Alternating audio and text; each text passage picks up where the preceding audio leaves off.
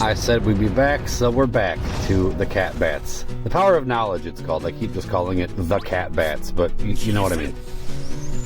I think I appear to have gone back on something I said before. I was like, yeah, I cheesed it last time. This time I'll run and I'll learn the battle mechanics, and no, I didn't. I learned a little bit. You don't get to see any of it in this run, though. Except for the orb. We're actually going to tango with the orb this time. And I've learned since last time, it is a sap orb.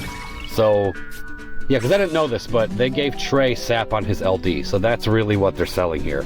But we have so many other options. Granted, they are immune to normal forms of sap, it seems. But Serah has frame sap, so we're good with that. And Eald'narche, the first time around, he trivialized these things, and he does it again here too. Last time I used him was a rerun of his own event. I haven't used him since he debuted until this, and he did not disappoint whatsoever. Because I was apprehensive at first, because I was sitting here thinking, man, I don't want to just spam HP attacks over and over again. That's going to take forever, but I didn't press the HP attack a single time this time around. And it's weird, because I'm comparing it to the last time I used him, and I had to do it constantly. And last time he had a synergy boost. This time he doesn't. But it's because of the number of targets. Because he's taken all these free turns.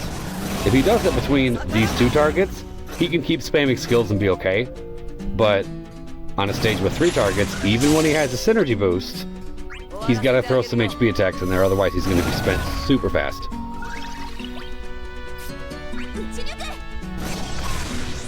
And yeah, I understand Serah is here, and she wasn't last time, but Aerith was, so it's kind of the same principle. I don't want to say they're the same character, because they're not, but it's the same principle. I'll go that far anyway. And for damage, Squall, because Squall just shits damage, always, especially with Serah around.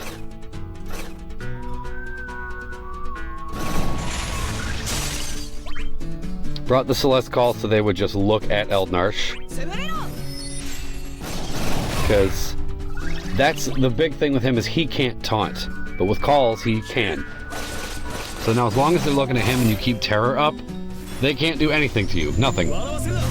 These guys don't cleanse unless, you know, they're, you know, I think they do cleanse generics. They don't cleanse frame buffs though. But they didn't do any cleansing here. I brought my appropriate calls, you know, the Jack and Gabronth, but as you can see, the debuffs are already filled up, so we can't even use them yet. If anything, we have to wait until at least the target lock goes away, and probably Celeste's trap. But that's why I used both Celeste calls right off the bat, because they're already looking at Eald'narche. We can keep them locked, so there's no reason to save the other Celeste call for later, so I just dumped the damage immediately, so that the target lock could go away. They'd still be fixated on Eald'narche, and then we could get Jack's debuff on as soon as possible. And then after that, just gotta wait for one more debuff to fall off, and then we can throw up the Gabronth call, and then they'll be stacked with frames, so we won't get the stun off, but we're not gonna need it.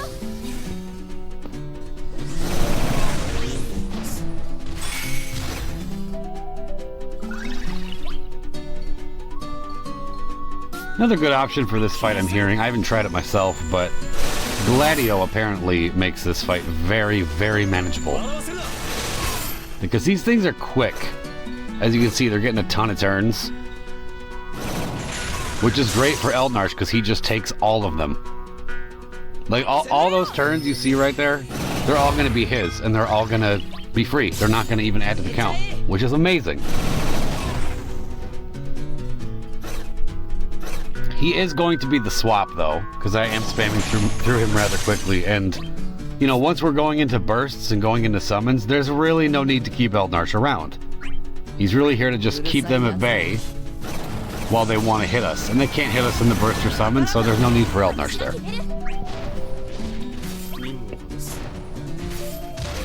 I was talking to some of the Dissopia guys, and pretty much all of us have Ramza up as support because he's undisputably the best one, especially if you have his burst.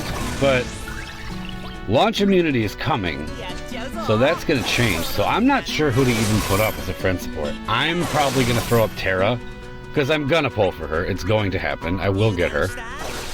And it's going to be her event when launch immunity hits. Oh yeah, that reminds me, the Humbabas, which is Terra's release, launch immunity.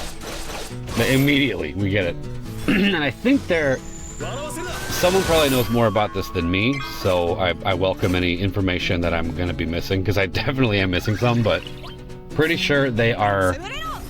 It's either elemental imperil immunity or something like that. I think they absorb holy, so they cuck paladin again, and they do some other weird stuff with elements. I don't remember exactly what it is, but it's no good. So anyone who knows, please fill in the blanks in my knowledge, of which there are plenty. Not sure what my exact team is going to be other than Terra.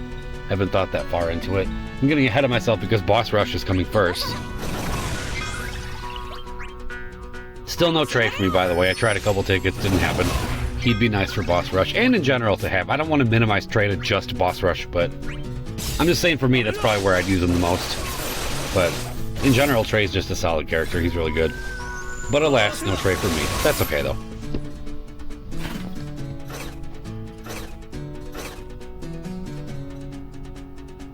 There is ice weakness on one of the waves. I think it's the last one for Boss Rush, so possibly Celeste, I'm thinking. With the ice traps, should work out. Yeah, see, look, we're just spamming, and there isn't even a worry. Since, again, he's gonna get swapped anyway, why not spam? Okay, so they're half dead. Their orbs are no threat. So you know what? Oh, check this out right here. We bring in Ramza. This is on Eald'narche's free turn, so we hit the burst. Watch the turn count, and watch the turns left on the friend support.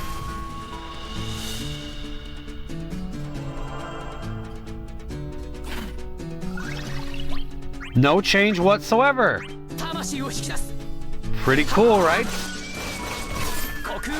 That right there is the reason I pulled for Eald'narche, because I want to pull some low turn shenanigans later on. So I thought that was pretty cool. Okay, it's time to burst.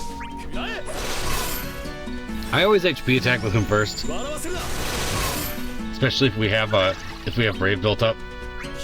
Because he's not going to be building Brave otherwise. You know, it's not like Squall has battery or anything like that. He just kind of hits and hits and hits. So might as well just dump that first. And everything else he does, he can, you know, with how much hits he does, he can just climb back up to the top with his Brave.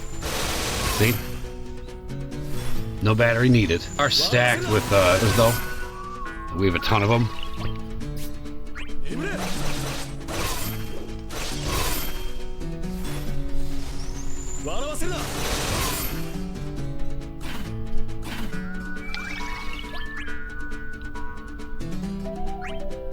Yes, I purposely waited on that launch right there because I wanted to launch with this and get the break bonus from the other target first so that we can do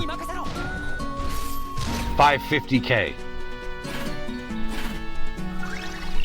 Since launch damage scales off percentage, the higher the initial attack, the higher the launch is going to be once you add everything else up.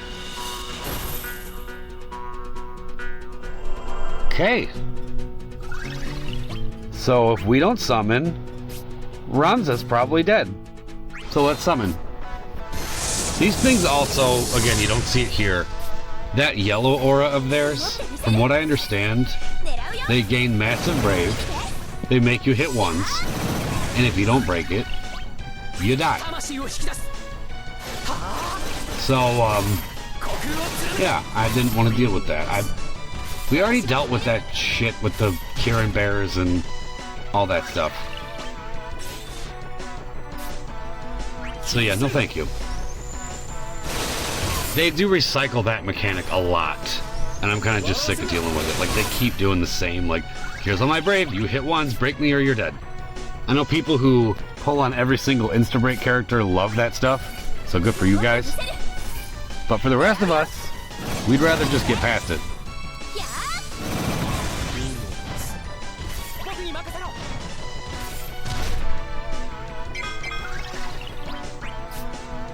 I know my EX is up, but I want to even this damage out just a little bit first. And get turn rate so he can go right after Ronza.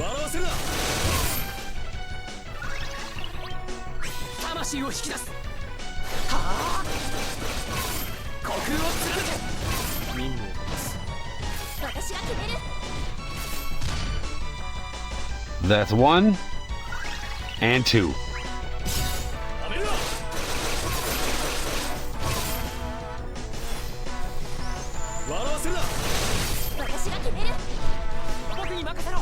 There we go. That's 3 other characters for the Cat Bats.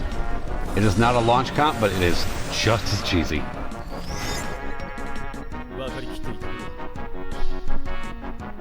Alright, cool. Hope you guys enjoyed. Thanks for watching.